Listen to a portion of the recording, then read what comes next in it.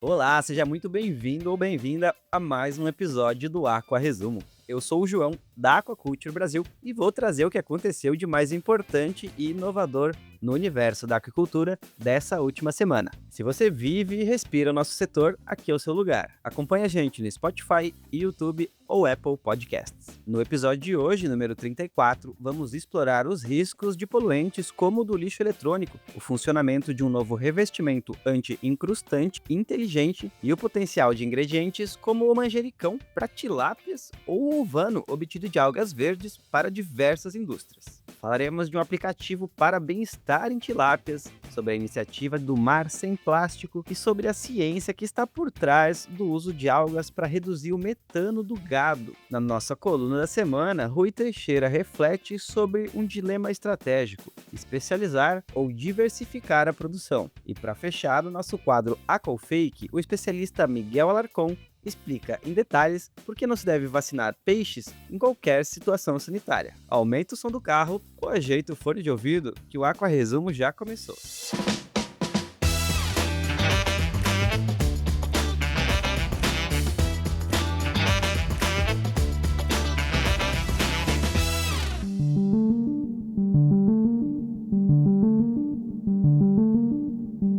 Vamos começar com um mergulho nas pesquisas que foram destaque na aquicultura. A primeira aborda um tema crucial para a qualidade do pescado: a deterioração microbiana em peixes refrigerados. Uma revisão científica foi a fundo para entender como isso acontece. O estudo destaca que bactérias específicas, como as do gênero Pseudomonas, são as principais vilãs. O mais interessante é o mecanismo que elas usam, o quorum sensing. Trata-se de um sistema de comunicação química, onde as bactérias liberam moléculas de sinalização. Quando a população cresce e a concentração dessas moléculas atinge um certo nível, elas ativam genes que produzem enzimas que degradam o pescado. Entender essa conversa bacteriana é a chave para desenvolver novas tecnologias de conservação que possam interromper essa comunicação e prolongar a vida de prateleira do produto.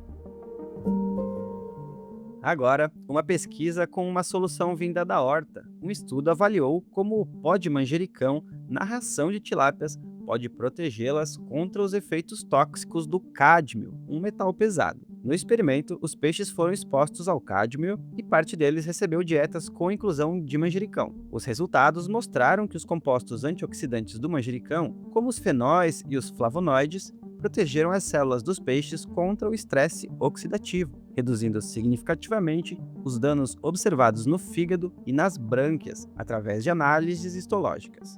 Foi uma demonstração clara do potencial de fitoterápicos como aditivos funcionais na aquicultura.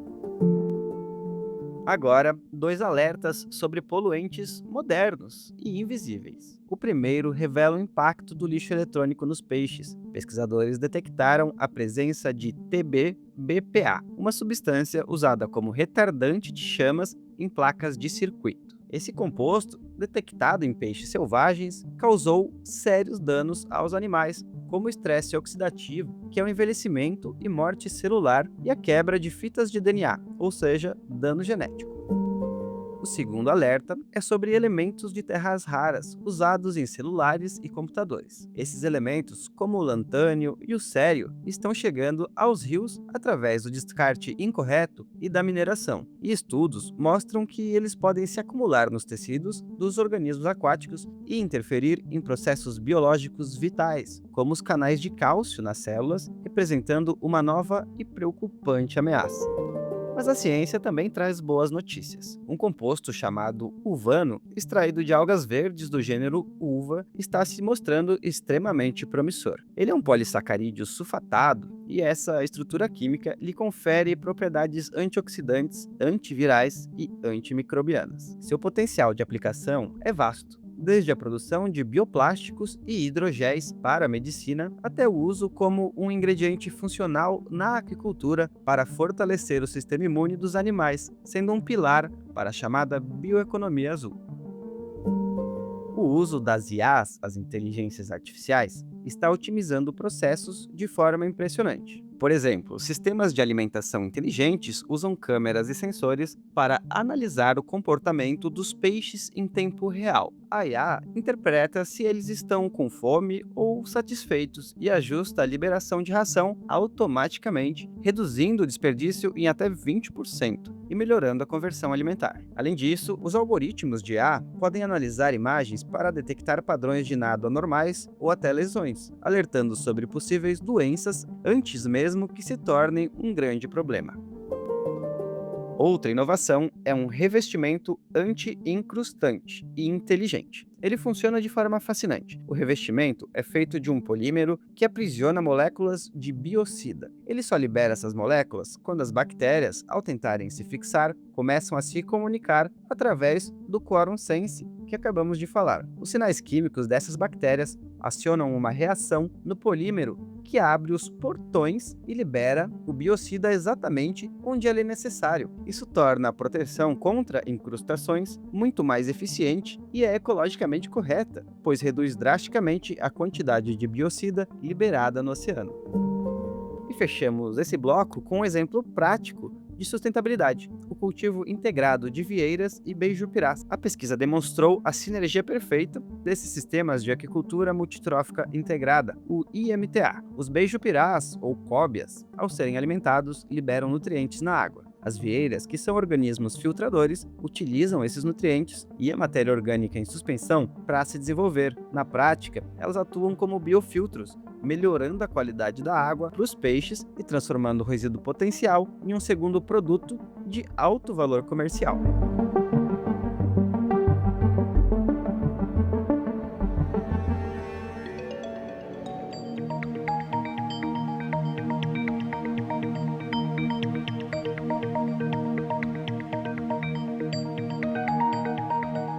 Agora vamos para o giro com as notícias que estão movimentando o mercado e o dia a dia da produção. A primeira é sobre o aplicativo Tilapia Welfare, desenvolvido pela Fi Farms. Essa ferramenta responde a uma demanda crescente do mercado consumidor por produtos com selo de bem-estar animal. O aplicativo funciona como um checklist digital. O produtor percorre uma série de perguntas baseadas em indicadores operacionais e no comportamento, e ainda na aparência dos peixes. Ao final, um algoritmo calcula uma pontuação de bem-estar e gera um relatório com pontos fortes e áreas que precisam de melhoria, tornando-se um guia prático para aprimorar o manejo e se preparar para as certificações. O aplicativo é gratuito para iPhone e dispositivos Android e pode ser encontrado nas lojas App Store ou Play Store, buscando por Tilapia Welfare. Uma nota importante de política setorial: o CONAP, o Conselho Nacional de Aquicultura e Pesca, está preparando um edital para selecionar novos representantes da sociedade civil para o biênio 2025-2027. O CONAP é o principal fórum de debate entre o governo e o setor produtivo. A abertura desse edital é um passo importante para garantir uma representação mais ampla e democrática, incluindo diferentes segmentos da aquicultura e da pesca de todo o Brasil nas discussões que definem o futuro da nossa atividade. Unindo aquicultura e pecuária, a notícia sobre o uso de algas para reduzir o metano do gado merece destaque. A ciência por trás disso é fascinante. A alga do gênero Asparagopsis contém um composto chamado bromoformo. No rumen do boi, o bromoformo bloqueia a enzima específica que as bactérias usam na etapa final de produção do metano. O resultado é uma redução de mais de 80% na emissão do gás, sem prejudicar a digestão ou a saúde animal. É uma solução climática poderosa e que cria uma nova e promissora cadeia produtiva para a maricultura. Olhando para o cenário internacional, um relatório sobre a aquicultura no Alasca mostra como o setor está se desenvolvendo. Em um estado conhecido pela pesca extrativista de salmão, o cultivo de ostras e das algas kelp está ganhando força, com um valor de produção que já se aproxima dos 3 milhões de dólares. A atividade é vista como estratégica para diversificar a economia das zonas costeiras, aproveitando as águas frias e limpas da região e gerando empregos durante o ano todo. No Brasil, o uso de biorremediadores na piscicultura se consolida como uma prática sustentável. Esses produtos são um consórcio de micro-organismos benéficos que atuam como uma equipe de limpeza na água. Eles aceleram a decomposição da matéria orgânica como fezes e sobras de ração e otimizam o ciclo do nitrogênio, convertendo a amônia tóxica em nitrito e depois em nitrato, que é menos prejudicial. Isso estabiliza a qualidade da água, reduz o estresse dos peixes e diminui a necessidade de renovações de água, gerando economia e menor impacto ambiental. E agora finalizamos com a iniciativa Mar Sem Plástico. Liderado pelo Programa da ONU para o Meio Ambiente, o projeto não foca apenas na limpeza das praias. É uma ação estratégica que envolve a colaboração com grandes empresas para redesenhar embalagens, o apoio de políticas públicas para melhorar a gestão de resíduos e a conscientização da sociedade sobre o consumo. O objetivo é combater a poluição plástica na fonte, antes que ela chegue aos nossos rios e oceanos.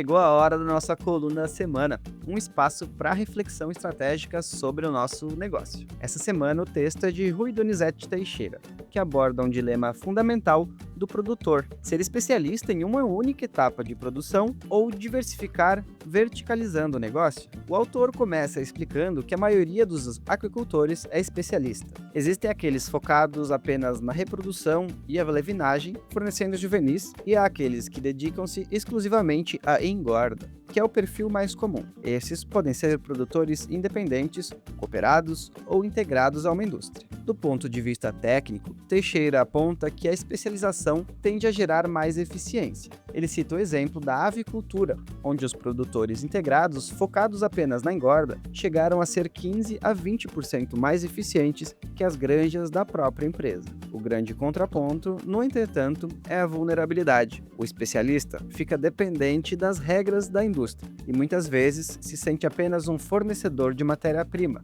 com margens de lucro apertadas. Do outro lado está a verticalização, que seria a forma máxima de diversificação dentro da cadeia. Nesse modelo, um único empreendimento controla todas as fases, desde a produção dos alevinos até o processamento e a comercialização do peixe. A grande vantagem é o controle total e a segurança sobre o negócio. O desafio, porém, é o altíssimo investimento necessário, o que torna esse modelo viável apenas para empresas de médio e grande porte. Diante desse cenário, o autor aponta para uma solução estratégica: o associativismo, especialmente através de cooperativas. Ele argumenta que para o pequeno e médio produtor, unir-se a outros é uma forma excelente de ganhar escala, reduzir custos e ter o poder de uma empresa verticalizada. Ele cita como exemplo o sucesso de cooperativas do agronegócio no oeste do Paraná, que expandiram a sua atuação para o pescado com ótimos resultados. A conclusão de Rui Donizete Teixeira é clara: no agro, trabalhar isoladamente torna as dificuldades maiores e a rentabilidade menor. Seja qual for o caminho escolhido, a decisão precisa ser estratégica e bem informada. Ele reforça o papel fundamental do extensionista rural como um conselheiro técnico que ajuda o produtor a analisar as vantagens e desvantagens de cada modelo para a sua realidade.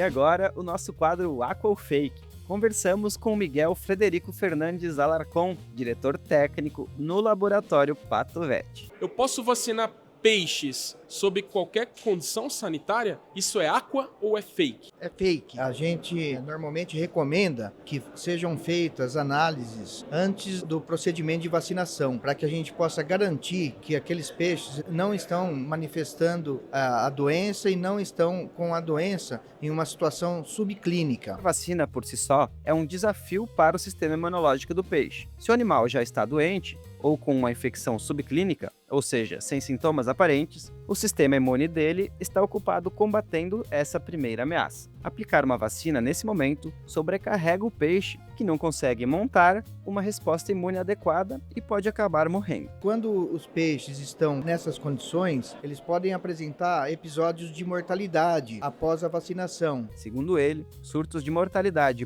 pós-vacinal podem chegar a eliminar até 20% do lote. E isso acaba culminando na mortalidade de até 20% do peixe vacinado. Por isso, é indispensável realizar análises sanitárias prévias para garantir que apenas peixes saudáveis sejam vacinados, assegurando a eficácia do procedimento e a saúde do plantel. Para não perder esse quadro no nosso Instagram e nas outras redes sociais e outros quadros, siga @Aquaculture Brasil no Instagram, no Facebook, no TikTok e no LinkedIn.